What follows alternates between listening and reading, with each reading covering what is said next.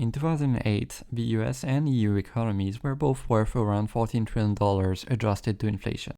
15 years later, the US has grown to $26 trillion, whereas the EU has stagnated to around $15 trillion. Despite both blocs' similarities, the US has outgrown the EU significantly. In a world where economic might is paramount to accessing power, the EU cannot let itself fall behind, exposing its population to outside pressure and risk. One of the key factors highlighted recently by media to our economic stagnation has been productivity. More specifically, how the EU hasn't been able to increase it in particular compared to the US. In this piece, I'll try to present the EU productivity problem.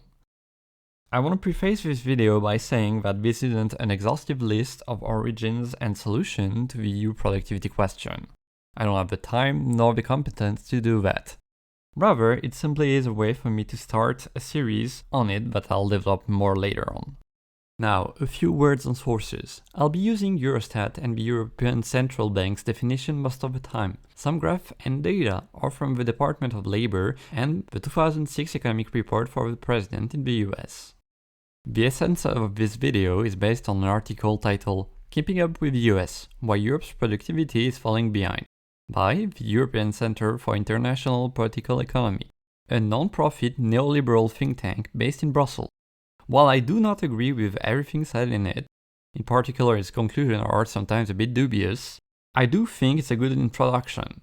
I will not be talking about the future of European competitiveness report, as it just came out and I'm still reading it. You can, however, expect a video in about 2 weeks. Finally, every resources should be accessible in the description and I invite you to read them. So, why compare the EU and US? As previously stated, we can see a widening GDP gap between them. To understand what is causing this, we need to look into some specific metrics. On the right is a graph indicating GDP growth and the factors that contribute to it in the US and EU divided into 2 time period. The graph highlights how the split between the blocks started around 2008. Most of the metrics indicate some of the origin of the productivity gap and how it led to a GDP gap. In particular, ICT, which stands for Information and Communication Technologies, and TFP, Total Factor Productivity, are higher in the US since 2008. Both are marked as significant contributors to GDP growth in the period. So what is productivity? A general definition given by Eurostat is that productivity is the output produced from each unit of input. It can be subdivided into 3 subcategories: capital productivity, labor productivity, and resource productivity.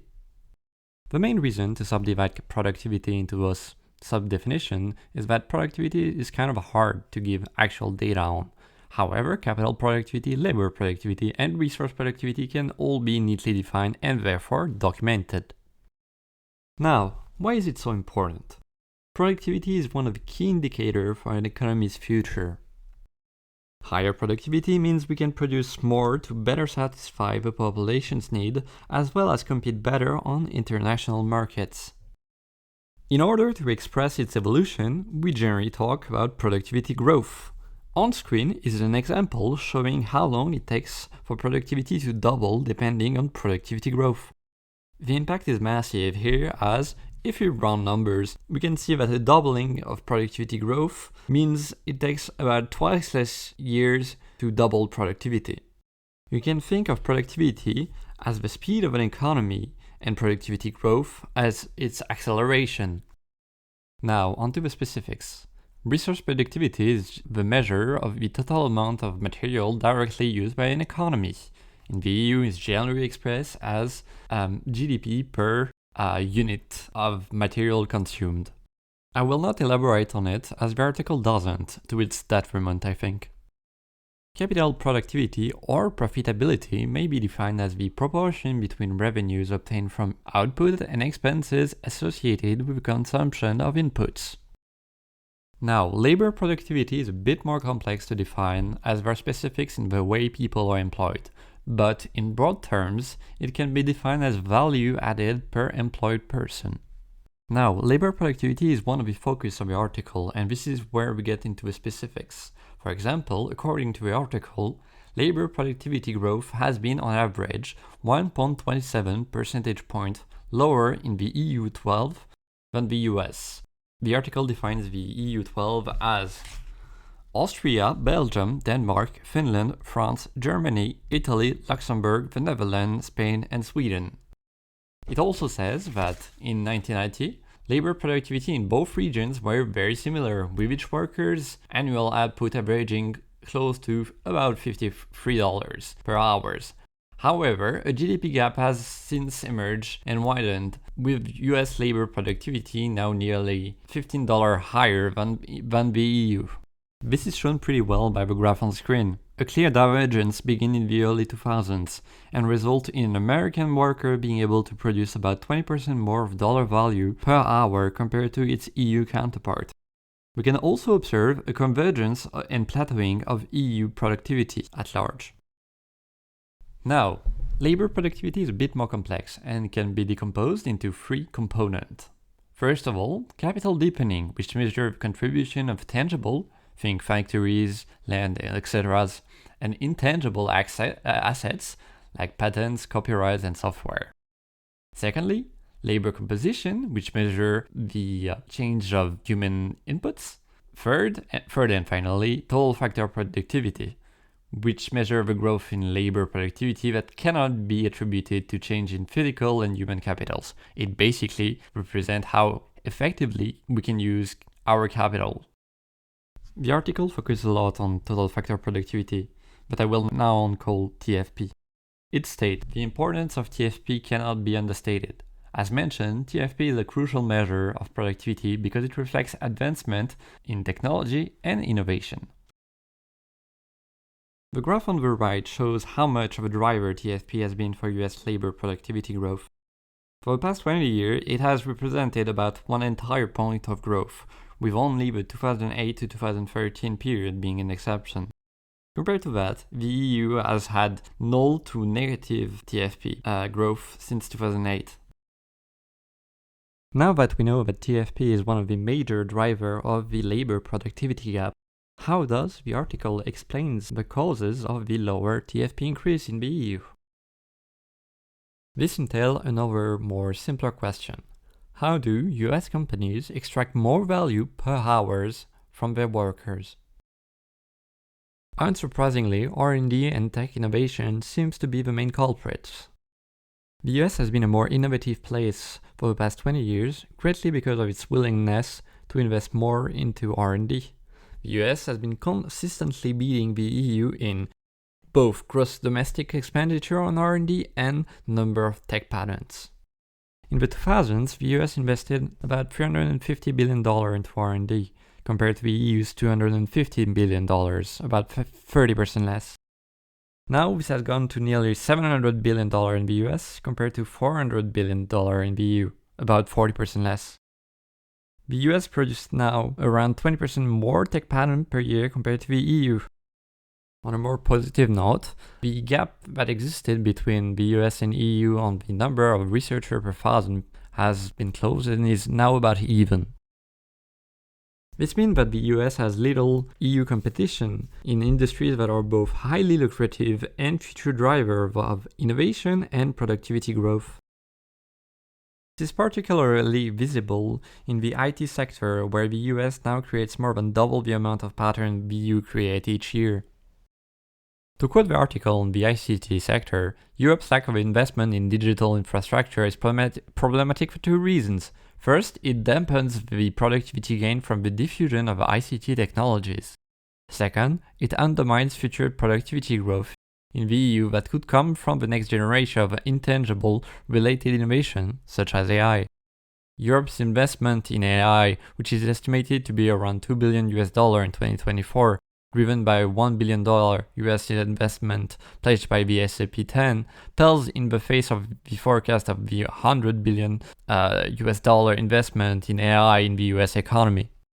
We can note, for example, that investment in ICT equipment in the service and market economy is more than double in the US than the EU.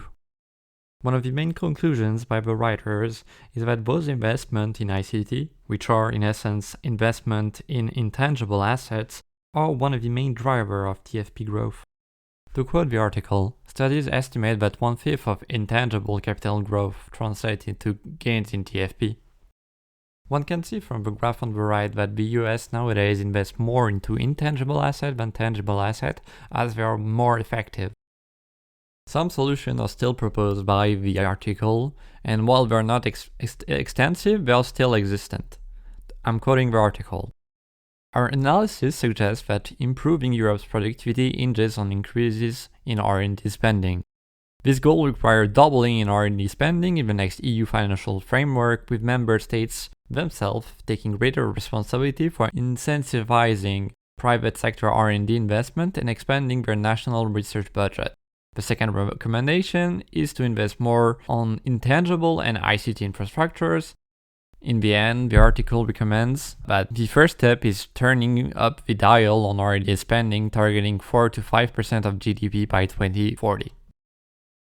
Now, to conclude, while I did like some element of this article, overall, it's not very ambitious. Its only ambitious proposal is the increase 4 to 5% of GDP into research, which, while it's good, there is no actual details on it, on the mechanism to do it.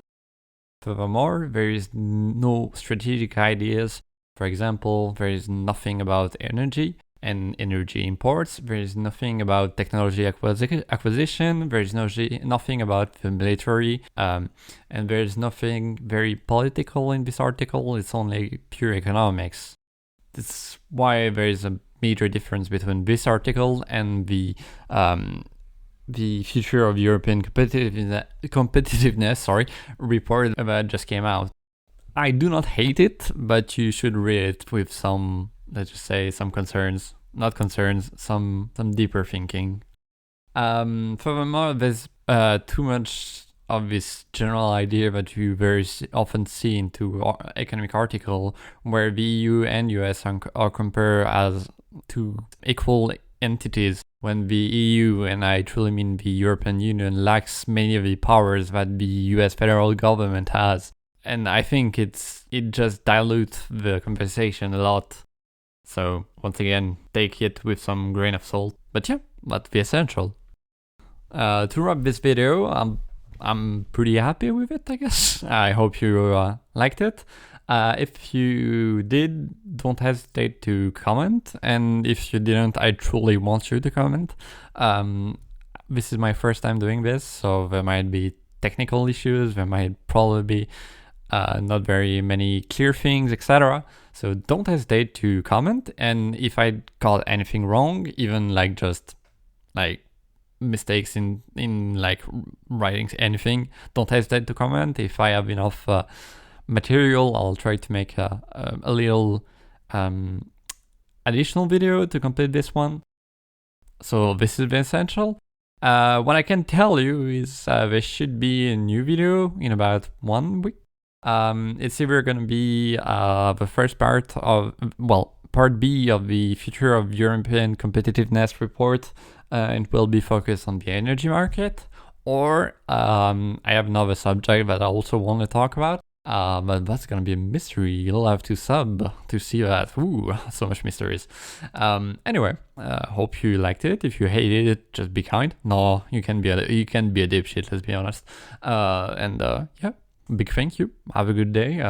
Make yourself a nice coffee or tea or whatever. It's a bit late. I should